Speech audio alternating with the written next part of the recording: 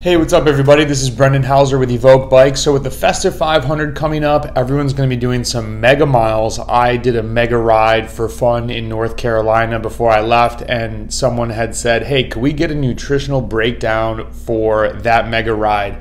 I thought it was a really good idea to talk about this now so that you can be prepared when the Festive 500 comes up, because you might be doing bigger rides than you normally do, and you might be doing bigger rides back to back to maybe back to back to get all those miles or kilometers in so you get the Strava badge. So what I'm just going to talk about, this fueling strategy is very easy. It's carbs. And for a really long ride, I'm definitely leaning more towards 100 to 120 grams of carbs an hour. And just do the math. It is amazing how many athletes will say, I just got out there and I realized I ran out of food 4 hours in. And I just say, hey, did you count before? I said, no, I don't count calories. Like, I'm not saying count calories.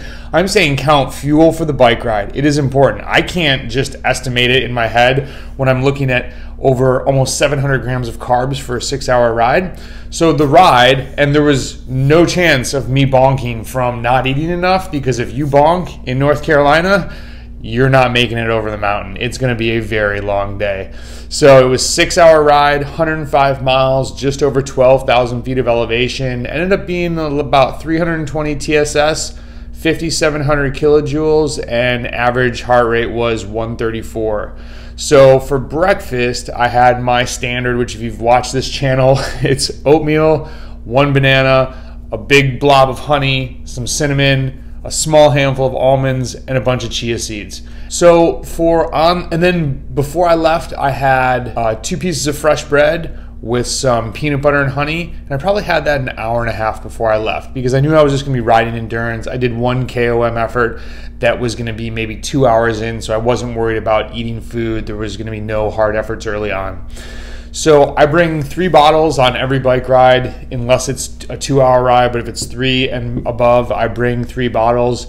And what I've been using in my bottles is the Landry Bobo Special. Coach Landry has me on the white sugar. So the sugar breaks down to glucose and fructose, and the maple syrup is mainly sucrose. So I'm definitely getting more than 2 forms of carbohydrates as my main source, so there shouldn't be a problem digesting a ton of them.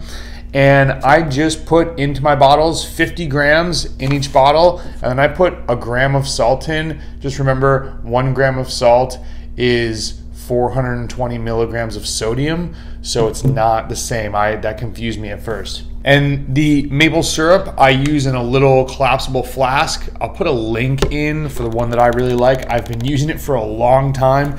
It has gotten a ton of use. It has a ton of miles on it. And when you look at the carbs here, just remember that 30 grams of syrup is only 27 grams of carbs. So take however much you put in. I put 350 grams into the flask, multiply that by 0.9, that's your carbs.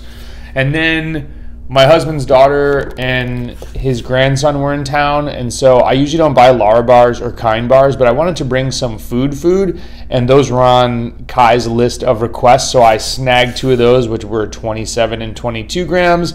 And then, as I said in the other video, if you're a candy junkie deep down inside like I am, which is sad, I like to eat the candy on the bike ride. So I actually went out and I picked up some Twin Snakes. I usually cut the top off, it's just easier to get in there. Oh my God, don't eat the candy. Oh, this is so hard. I had 162 grams of candy. That's 6 servings at 27 grams of carbs each. So when you do all of the math, it came out to 676 grams total. I was planning to have a 6-hour ride, and I always say, bring extra food. My extra food was, there are 2 stores within at about an hour and a half out and an hour out that I could get to if I needed to. I was going to go right past, so there was no worries of not having enough fuel.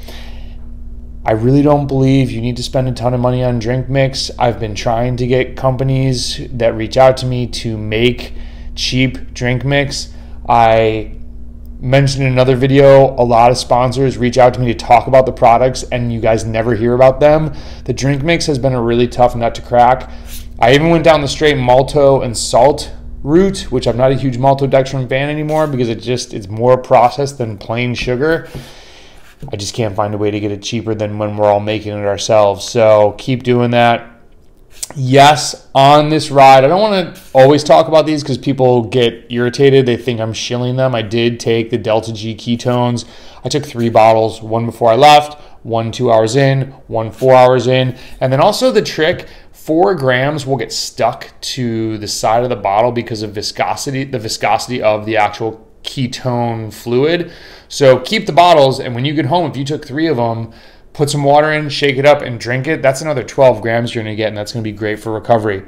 So the bonus tip for this video is carb loading. When you're doing these big weeks of rides, it is not all done in one big meal. So space your carbs out so that you maximize how much gets absorbed.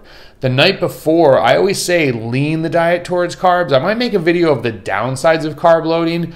Carb loading is amazing. It's really good as long as you're used to it. So I always just say lean your diet towards carbs, meaning don't have salmon and veggies the night before a big ride. Have the pasta.